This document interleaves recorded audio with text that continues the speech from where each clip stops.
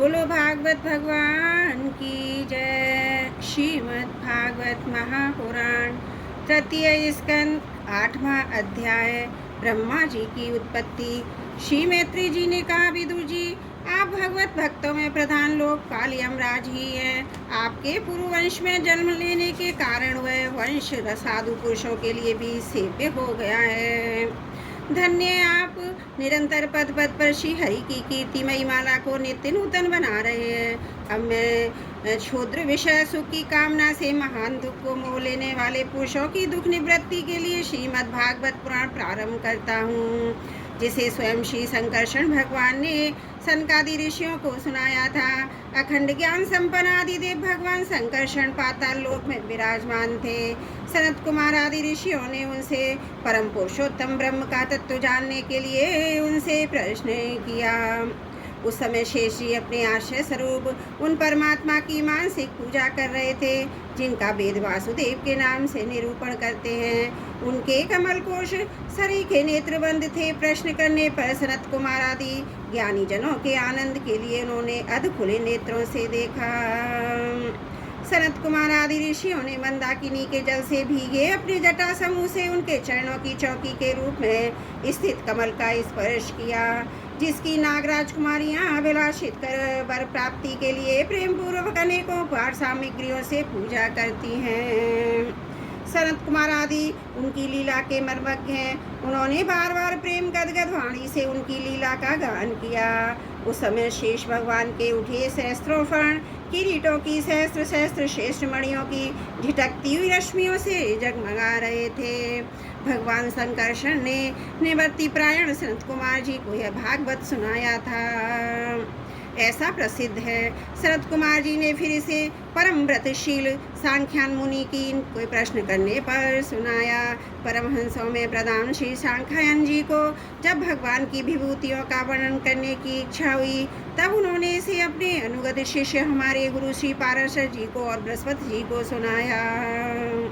इसके पश्चात परम दयालु पाराशर जी ने पुलस मुनि के कहने से वे आदि पुराण मुझे कहा। वत्स श्रद्धालु और सदा अनुगत देखकर अब वही पुराण मैं तुम्हें सुनाता हूँ। षष्ठी के पूर्वे संपूर्ण विश्व में जल डूबा हुआ था। उस समय एकमात्र श्री नारायण देव शेष सैया पर पौड़े हुए थे। वे अपनी ज्ञान शक्ति को अशोक रखते हुए ही योग निद्रा का आश्रय ले अपने नेत्र मूंदे हुए थे। सृष्टि कर्म से अवकाश लेकर आनंदमय मग्न थे। उनमें किसी भी क्रिया का उन्मेष नहीं था। जिस प्रकार अग्नि अपनी दाहिका आदि शक्तियों को छिपाए हुए काष्ठ में व्याप्त कर रहता है, उसी प्रकार श्री भगवान ने संपूर्ण प्राणियों के सूक्ष्म शरीरों को अपने शरीर में लीन करके अपने आधारभूत उस जल में शयन किया। उन्हें षष्ठी काल आने पर पुनः जगाने के लिए केवल काल शक्ति को जागृत रखा। इस प्रकार अपनी स्वरूप भूता शिव शक्ति के साथ एक सहस्त्र चतुर्युग पर्यंत जल में शयन करने के अनंतर जब उन्हीं के द्वारा नियुक्त उनकी काल शक्ति ने उन्हें जीवों के कर्मों की प्रवृत्ति के लिए प्रेरित किया, तब उन्होंने अपने शरीर में लीन हुए अनंत लोक देखे। जिस समय भगवान की दृष्टि अपने में निहित लिंग शरीर आदि सूक्ष्म तत्व पर पड़ी, तब वह काल क्षेत्र रजोगुण से शोभित होकर षष्ठी स्नान निमित्त उनके नाभि देश से बाहर निकला। कर्म शक्ति को जागृत करने वाले काल के द्वारा विष्णु भगवान की नाभि से प्रकट हुआ वह सूक्ष्म तत्व कमल कोश के रूप में सहसा ऊपर उठा और उसने सूर्य के समान अपने तेज से उस अपार जल राशि को दे दीप्यमान कर दिया। संपूर्ण गुणों की प्रकाशित करने वाले उस सर्वलोक में कमल में भी विष्णु भगवान की अंतर्यामी रूप से प्रविष्ट हो गए। तब उसमें से बिना पढ़ाए ही स्वयं संपूर्ण वेदों को जानने वाले साक्षात वेद मूर्ति श्री ब्रह्मा जी प्रकट हुए, जिन्हें लोग स्वयंभू भी कहते हैं। उस कमल की कर्णिका गद्दी में बैठे हुए ब्रह्मा जी को जब कोई लोग दिखाई नहीं दिया, तब वे आंखें फाड़कर आकाश में चारों ओर गर्दन घुमाकर देखने लगे। इससे उनके चारों दिशाओं में चार मुख हो गए। उस समय प्रलयकालीन पवन के थपेड़ों से उछलती हुई जल की तरंगमालाओं के कारण उस जल राशि से ऊपर उठे हुए कमल पर विराजमान आदिदेव ब्रह्मा जी को अपना तथा लोक तत्व रूप कमल का कुछ भी रहस्य न जान पड़ा। वे सोचने लगे, इस कमल की कर्णिका पर बैठा हुआ मैं कौन हूँ? यह कमल भी बिना किसी अन्य आधार के जल में कहाँ से उत्पन्न हो गया? इसके नीचे अवश्य कोई ऐसी वस्तु होनी चाहिए जिसके आधार पर यह स्थित है। ऐसा सोचकर वे उस कमल की नाल के सूक्ष्म छिद्रों में होकर उस जल में घुसे, किंतु उस नाल के आधार को खोजते खोजते नाभि देश के समीप पहुंच जाने पर भी वे उसे पा न सके। विदुर जी उस पर अंधकार में अपने उत्पत्ति से स्थान को खोजते खोजते ब्रह्मा जी को बहुत काल बीत गया।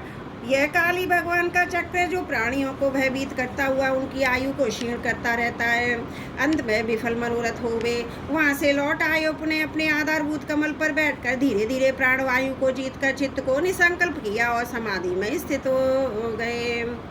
इस प्रकार पुरुष की पूर्ण आयु के बराबर काल तक अर्थात दिव्य 100 वर्ष तक अच्छी तरह अभ्यास करने पर ब्रह्मा जी को ज्ञान प्राप्त हुआ। तब उन्होंने अपने इस अधिष्ठान को जिसे वे पहले खोजने पर भी नहीं देख पाते थे, अपने ही अंतकरण में प्रकाशित होते देखा। उन्होंने देखा कि उस प्रलयकालीन जल में शेष जी के कमलनाल सदस्य गौरव विशाल विग्रह की शैया पर पुरुषोत्तम भगवान अकेले ही लेटे हुए हैं। शेष जी के 10,000 फण छत्र के समान फैले हुए हैं, उनके मस्तकों पर किरीट शोभायमान है, उनमें जो मणियां जड़ी हुई हैं उनकी कांति से चारों ओर का अंधकार दूर हो गया। वे अपने श्याम शरीर की आभा से मरकतमणि के पर्वत की शोभा को लज्जित कर रहे हैं। उनकी कमर का पीठपद पर्वत के प्रांत देश में छाए हुए सायकाल के पीले पीले चमकीले मेघों को आभा को मलिन कर रहा है। सिर पर सुशोभित स्वर्ण मुकुट सुवर्ण शिखरों का मान मर्दन कर रहा है। उनकी बनमाला पर्वतों के रत्न जल प्रभात औषधि पुष्पों की शोभा को परास्त कर रही है तथा उनके भुजदंड वेणुदंड का और चरण वृक्षों का तिरस्कार करते हैं। उनका वर्षी विग्रह अपने परिवार से लंबाई चौड़ाई में त्रिलोकी का संग्रह किए हुए हैं। वे अपनी शोभा से विचित्र एवं दिव्य वस्त्राभूषणों की शोभा को सुशोभित करने वाला होने पर भी पीताम्बर आदि अपनी वेशभूषा से सुसज्जित है। अपनी अपनी अभिलाषा की पूर्ति के लिए भिन्न भिन्न मार्गों से पूजा करने वाले भक्तजनों को कृपा पूर्वक भक्त वांछा कल्पतरु चरण कमलों का दर्शन दे रहे हैं, जिनके सुंदर अंगुली दकल नख चंद्र की चंद्रिका से अलग अलग स्पष्ट चमकते रहते हैं। सुंदर नासिका अनुग्रह विभोएं कानों में झिलमिलाते हुए कुंडलों की शोभा बिंबा फल के समान लाल लाल अधरों की कांति लोक हृदयकारी मुस्कान से युक्त मुखारविंद के द्वारा वे अपने उपासकों का सम्मान अभिनंदन कर रहे हैं। वत्स उनके नितम देश में कदम कुसुम की केसर के समान पीत वस्त्र सुवर्ण मेघला सुशोभित है तथा वक्ष स्थल में अमूल्य हार व सुनहरी रेखा वाले श्री वत्स चिन्ह की अपूर्व शोभा हो रही है।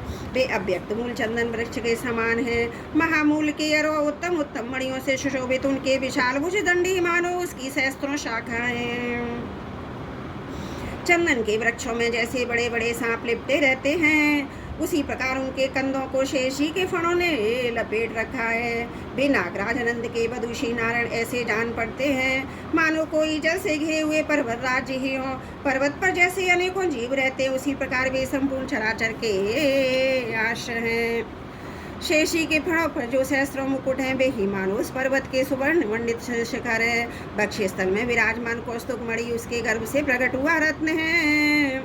प्रभु के गले में वेद रूप भुवन से गुंजायमान अपनी कीर्तिमयी वनमाला विराज रही है। सूर्य चंद्र वायु अग्नि आदि देवताओं की भी आप तक पहुँच नहीं है तथा त्रिभुवन बेरोक टोक विचरण करने वाले सुदर्शन चक्रधारी आयुध भी प्रभु के आसपास ही घूमते रहते हैं। उनके लिए भी आप अत्यंत दुर्लभ हैं। तब विश्व रचना की इच्छा वाले लोक विधाता ब्रह्मा जी ने भगवान के नाभि सरोवर से प्रकट हुआ कमल जल आकाश वायु अपना शरीर केवल ये 5 ही पदार्थ देके इनके सिवा कुछ और दिखाई न दिया। रजोगुण से व्याप्त ब्रह्मा जी प्रजा की रचना करना चाहते थे। जब उन्होंने षष्ठी के कारण केवल ये 5 ही पदार्थ देखे तब लोक रचना के उत्सुक होने के कारण वे अचिंत्य गति श्री हरि में चित्त लगाकर उन परम पूजनीय प्रभु की स्तुति करने लगे। बोलो भागवत भगवान की जय। तृतीय स्कंद 8वां अध्याय समाप्त। त्रुटियों के लिए क्षमा चाहती हूँ।